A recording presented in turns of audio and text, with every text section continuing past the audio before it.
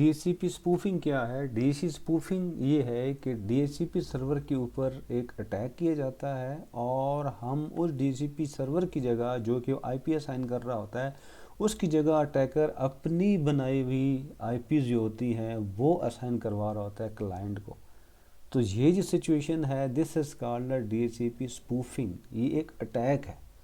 मैं फिर रिपीट कर रहा हूँ कि डीएचसीपी स्पूफिंग एक्चुअली एक अटैक होता है जो कि डीएचसीपी सर्वर के ऊपर किया जाता है। और डीएचसीपी सर्वर में ये होता है कि जो एक्चुअल आईपियाँ जो उस ऑर्गेनाइजेशंस की चल रही होती हैं उनको ब्लॉक करके या उनको डिनाई करके एक अटैकर अपनी आईपी जो है वो क्लाइंट्स को असाइन करता है। और फिर वो क्या करता है कि उन आईपीज़ के थ्रू उनके पैकेट्स को स्निफ करता है और उन पे वो टैग करके तो वो उनके पैकेट्स को चेक करता है। So that is called DHCP spoofing. तो डीएचसीपी स्पूफिंग कैसे की जाती है, पहले तो हम ये देखते हैं कि डीएचसीपी स्पूफिंग कैसे की जाती है, फिर इससे बचने का क्या तरीका है उसको फिर हम डिस्कस करते हैं। तो फॉर एग्जांपल हम ये देख लेते हैं कि हमारे पास एक अटैकर है। अटैकर क्या करता है कि उसने एक, तो अटैकर बनाने के लिए हम ये कर लेते हैं कि यहाँ से हम एक वायरलेस एक्सेस पॉइंट ले लेते हैं। फॉर एग्जांपल ये एक होम राउटर जो है इसको हम अलॉट कर लेते हैं। हमारे पास एक होम राउटर है, इस होम राउटर को हम क्लिक कर देते हैं, ये होम राउटर यहाँ पे लगा देते हैं। तो इसमें पहले देख लें कि हमारे पास जो वायरलेस एक्सेस पॉइंट है, हम इसके थ्रू आपको समझाएंगे कि इस डीएचसीपी स्पूफिंग की कैसी जाती है। हमारे पास एक वायरलेस होम राउटर है जो कि आप घरों में इस्तेमाल करते हैं, और अगर मैं इसके ऊपर क्लिक करूं तो ये तो उस सिचुएशन में भी हमारे पास ये स्पूफिंग अटैक हो जाता है। क्योंकि इस पर होता क्या है कि हमारे पास जो आईपी वायरलेस राउटर है इसके अंदर जो है वो वैन की पोर्ट भी है और लोकल पोर्ट भी है। तो अगर हम गौर से देखें, अगर मैं इसकी कॉन्फ़िगरेशन में जाता हूँ या इसके ग्राफिक इंटरफेसेस में जाके देखूँ तो ये देखें, ये हमारे पास इसमें आपको इसका अपना भी डीएचसीपी सर्वर नज़र आएगा। ये देखें, ये आपको बता रहा है कि इसका अपना डीएचसीपी सर्वर भी मौजूद है। और वो कौन सी आईपीज़ दे रहा है, देखें ये कह रहे हैं अब इसकी जो बाय डिफ़ॉल्ट आईपी इस राउटर की वो है 192.168.0.1। ये देखें, ये 0 से स्टार्ट हो रही है। ठीक है, तो अगर मैं अब देखें, और ये इसका डीएचसीपी इनेबल भी होगा, ये देखें डीएचसीपी इनेबल्ड है। तो ये जब हम अगर नॉर्मल एनवायरनमेंट की बात करते हैं तो हमारे स्टूडेंट्स या हमारी फैकल्टी जो है अपने ऑफिस में जब किसी ऑफिशियल जगह पे जाके अपना एक्सेस पॉइंट घर से ले के लगा देते हैं, तो प्रॉब्लम ये होती है कि उनको ये नहीं पता होता कि जो केबल कहाँ पे लगानी है, और अगर वो लगा भी देते हैं वैन के ऊपर तो डीएचसीपी सर्वर को डिसेबल नहीं करते। तो इसका क्या नुकसान होता है कि ये डीएचसीपी सर्वर भी आपका चल रहा होता है। देखें, इस सिचुएशन में आपका ये वायरलेस का डीएचसीपी सर्वर भी चलेगा और ये भी। अब देखें फॉर एग्जांपल, अगर मैं इसकी केबल को, ये मैंने केबल उठाई और मैंने क्या किया कि ये केबल उठा के, तो जब ये अब लगाएंगे तो क्या होगा कि ये जो हमारा वायरलेस राउटर है अब ये क्या करेगा, इसका जो प्रॉब्लम है, क्योंकि इसके अंदर ऑलरेडी डीएचसीपी सर्वर कन्फिगर्ड है। ठीक है, चूँकि ऑलरेडी डीएचसीपी कन्फिगर्ड है तो वो क्या होगा कि ये अपनी आईपी भी असाइन करना शुरू कर देगा। ठीक है, अब देखिए, अब इस सिचुएशन में क्या हो रहा है कि हमारे पास ये हमारे पास राउटर भी पड़ा हुआ है, ये भी एज ए डीएचसीपी सर्वर काम कर रहा है, और आप इन्हें एक होम राउटर भी लगा दिया है या वायरलेस राउटर भी लगा दिया है, और वो भी डीएचसीपी उसका इनेबल्ड है, जिसकी वजह से हमारी आईपीज़ असाइन हो रही हैं।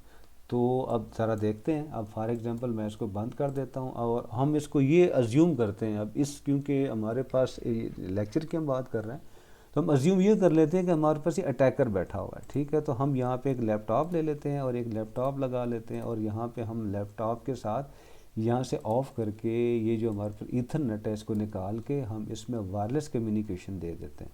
तो ये वायरलेस कम्युनिकेशन लगी, इसको उठा के हम यहाँ पे इंस्टॉल कर देते हैं। जब ऑन करेंगे तो आप देखेंगे कि ऑटोमेटिकली हमारा, देखिए एक्सेस पॉइंट जो है ये इससे कनेक्ट हो जाता है। तो जब कनेक्ट हो जाता है हम देखते हैं आईपी कौन सी ले रहा है। जब मैं इसके ऊपर क्लिक करता हूँ तो यू कैन सी, देखें मैं डीएचसीपी सर्वर पे जाता हूँ, यहाँ पे क्या, और देखें आपको यहाँ पे नज़र आ रहा है कि ऑटोमेटिकली इसने 192.168.0.8, और देखें ये राउटर भी इसने खुद उठा लिया है और इसने डीएनएस सर्वर भी खुद उठा लिया है। ठीक है, तो ये डीएनएस इसको कहाँ से मिल रहा है, देखो उसको यहाँ से, ये 888 इसने ये जो हमारे इंटरनेट कनेक्टिविटी है, इस राउटर ने क्या किया है कि इस स्विच की मदद से, क्योंकि ऑलरेडी ये हमारा लोकल नेटवर्क चल ही रहा था, हमें आईपी राउटर दे रहा था, तो ये जो हमारा वायरलेस राउटर है इसने सारी इन्फॉर्मेशन जो है वो यहाँ से कलेक्ट की है और सिर्फ डीएनएस सर्वर को इंक्लूड किया है। बाकी जो आईपीज़ हैं वो अपने क्लाइंट को, ये अपने क्लाइंट को यहाँ पे दे रहा है। तो ये जो लैपटॉप है वो इस का क्लाइंट है, इस राउटर का। तो हम ये ज्यूम करते हैं कि हमारा जो ये लैपटॉप है ये किसी अटैकर का है। तो मैं लिख देता हूँ, ये अटैकर ने अपना एक एक्सेस पॉइंट लगा के, अटैकर ने ये एक्सेस पॉइंट लगा के तो आपके ऊपर ये क्या किया है, डीएचसीपी स्पूफिंग कर दी है। क्या है, अब अगर हम इस सिनेरियो को ज़रा गौर से देखें, सिनेरियो में ये हो रहा है कि हमारे पास दो डीएचसीपी सर्वर हैं। एक डीएचसीपी सर्वर हमारे पास ये है जो हमने कॉन्फ़िगर किया था अपनी ऑर्गेनाइजेशन के लिए, और एक ये हमारे पास डीएचसीपी सर्वर वो अटैकर की तरफ से रख दिया गया है। अब ये जो आईपीज़ है, अब ये भी अपने आईपीज़ को एडवर्टाइज़ कर रहा है और ये राउटर भी अपनी आईपीज़ को एडवर्टाइज़ कर रहा है। ठीक है, हमारे पास जहाँ जो आईपी चल रही है वो 192.168.1.0 के चल रही है, जबकि हमारा जो अटैकर है मैं आपको दिखा चुका हूँ वो आईपी उसके पास कौन सी चल रही है, उसके पास जो आईपी चल रही है यहाँ पे जो वो देगा 192.168.0.0 के नेटवर्क से वो आईपी असाइन करेगा। ठीक है, ये हमारे पास आ रही सिचुएशन। अब हम देखेंगे कि वाकई ऐसा है, तो ज़रा जाते हैं हम ये इस क्लाइंट पे जाते हैं और देखते हैं कि क्या होता है। देखिए अब उस कौन सी, अब देखिए पहले वाले आईपी पे हम चले जाएं, इसके डीसीपी चले जाएं, तो देखिए हमने चूंकि इसको पहले से आईपी दी हुई थी, डीसीपी सर्वर किया हुआ था, तो इसके पास पहले से ही इसने एक आईपी को कैप्चर किया हुआ है। ठीक है, अब मैं इसको फॉर एग्जांपल स्टैटिक करता हूँ और दोबारा मैं ट्राई करता हूँ डीसीपी के लिए, देखें क्या होता है।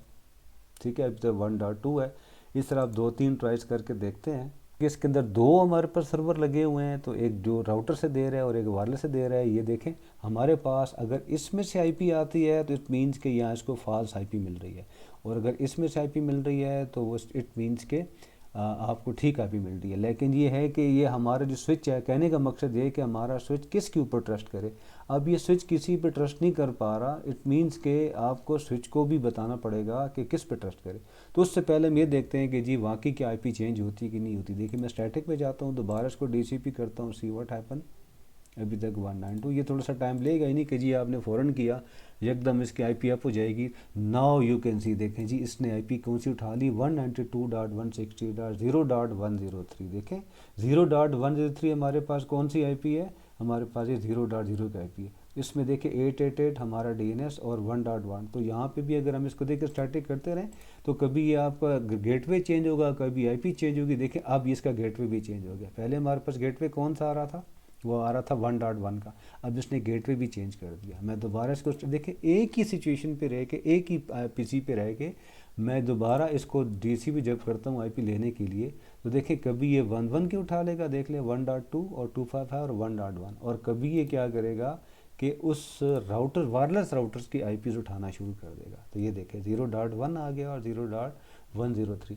तो this thing is called a spoofing attack. ये स्पूफिंग अटैक होता है। और देखिए यहाँ पे उसने डीएनएस सर्वर कभी उठा रहा है, कभी नहीं उठा रहा। तो इस चीज़ का फ़ायदा कौन उठाता है, ये अटैकर्स इसका फ़ायदा उठा लेता है। ठीक है, तो ये जो सिचुएशन है कि जहाँ पे आपके पास मल्टीपल सर्वर हो, आपने तो एक रखा हुआ है लेकिन अटैकर या कोई भी एक अपना डीसीपी सर्वर बना के तो वो अटैक करता है। तो ये जो सिचुएशन है कि having multiple DHCP server inside और आपको फॉल्स आईपीज मिलती हैं एक रॉन्ग या फॉल्स डीएचसीपी सर्वर से, that thing is called a DHCP spoofing attack.